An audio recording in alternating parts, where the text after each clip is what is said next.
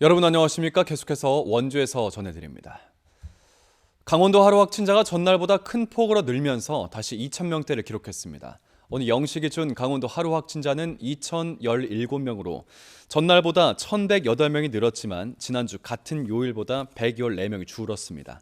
시 군별로는 원주가 522명, 횡성이 38명, 영월이 40명, 평창 14명 등입니다. 전주와 비교해 확진자가 줄어드는 것은 6일째로 감소세는 계속되고 있습니다. 도내 누적 사망자는 전날보다 1명 늘어난 1,133명, 위중증 환자는 24명입니다.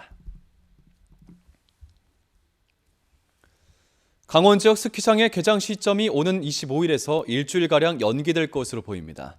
용평 리조트는 최근 따뜻한 날씨가 이어져 인공 눈 만들기가 어려운 데다 오는 23일 비 예보까지 나오자 25일로 예정됐던 스키장 개장을 연기하겠다고 밝혔습니다. 해마다 용평 리조트와 개장 경쟁을 벌여왔던 휘닉스 평창 역시 개장 시점을 12월 첫째 주 이후로 잠정적으로 연기한 것으로 알려졌습니다.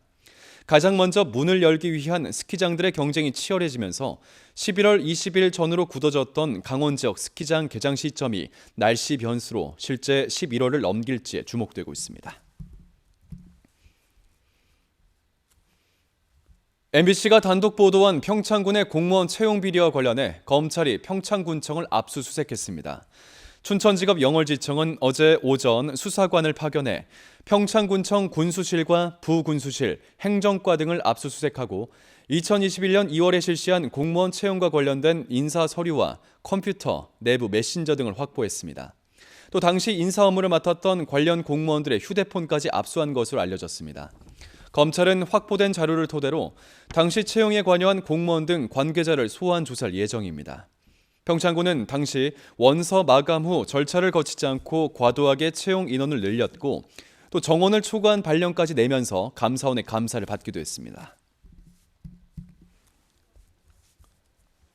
노동자 수십 명의 임금 8억 원을 체불한 혐의로 기소된 원주 태창운수의 전 현직 법정관리인에게 법원이 경영상 어려움 속에서 노력을 기울인 점을 인정해 무죄를 선고했습니다.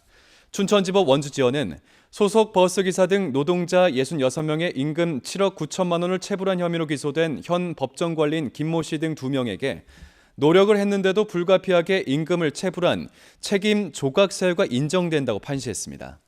재판부는 코로나19 대유행과 전 경영진의 비리로 경영상의 어려움이 있었지만 이들이 대도 여객과 버스 영업권을 놓고 소송을 벌이는 등 현실적인 노력을 하면서 체불 임금을 일부라도 지속적으로 지급해왔다고 설명했습니다. 오는 24일부터 식당, 카페, 대형마트, 체육시설 등에서의 일회용품 사용 제한 규정이 강화되는 가운데 원주시가 계도 활동에 나섭니다. 식당과 카페에선 종이컵, 플라스틱 빨대, 젖는 막대를, 대규모 점포에선 우산 비닐이, 편의점과 슈퍼마켓 같은 일반 소매업소에선 비닐봉투를, 체육시설에서는 일회용 플라스틱 응원용품을 사용할 수가 없습니다. 원주시는 대상 업소를 직접 방문해 업소별로 제한되는 일회용품을 안내하고 시민들의 적극적인 동참도 당부한다는 계획입니다. 농업교육 수요와 학생 수가 줄고 있는 가운데 원주의 농업 특성화 고등학교인 영서고등학교를 일반 고등학교로 전환해야 한다는 주장이 제기됐습니다.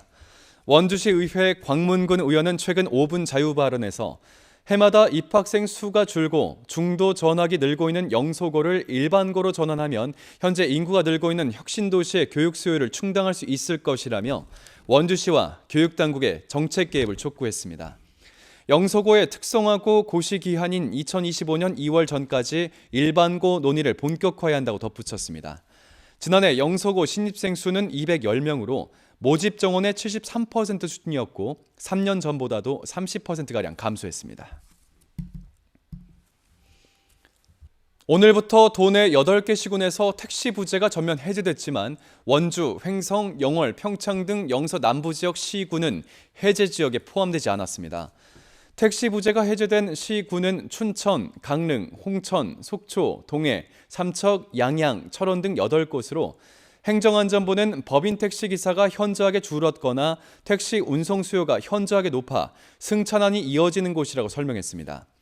행정안전부는 택시 공급이 원활해질 것으로 기대되는 만큼 택시기사들의 승차 거부 등을 집중적으로 단속할 계획입니다. 1973년에 도입된 택시 부제는 법적인 근거 없이 택시기사의 휴무를 강제하고 지역별로 다르게 운영되면서 혼란을 키웠다는 지적이 제기되어 왔습니다. 뉴스를 마칩니다. 고맙습니다.